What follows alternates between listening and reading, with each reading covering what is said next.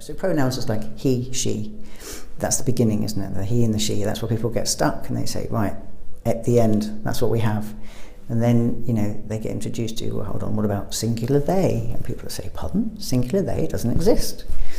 But it does exist. It's very real. So it's, some people identify as female, some people identify as male, some people identify as neither, some people identify as somewhere in between, a bit that way or a bit that way or kind of out there. Some people see it as a linear he, but there's a he, a she, and all the way in between.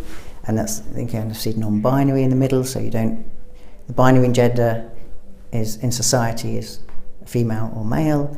So if you're non-binary, you're like, well, not really either, actually. I don't really subscribe to this stereotype of this or that. I'm this, I'm me, this is how I feel. But being non-binary myself, I know that it's incredibly difficult because people want to put you into a box.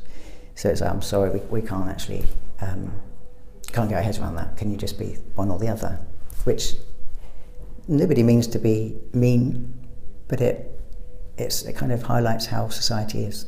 Society can't cope with difference. The most common one I would say is they, so it's singular they.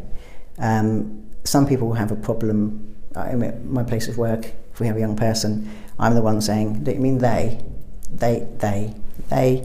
And I think I get on people's nerves, but actually people find it very difficult to adapt to say, not saying he or she, because all they've done their whole life. Some people won't adapt. Some people try really hard and then they beat themselves up and they go, I can't do it. Or if they've known a young person in a she pronoun and then they return to the service as a he or a non-binary, so they. This is where I've noticed a lot of staff and families and even people, you would think that I would get it right all the time. I don't. I'm trans myself and I mispronoun myself.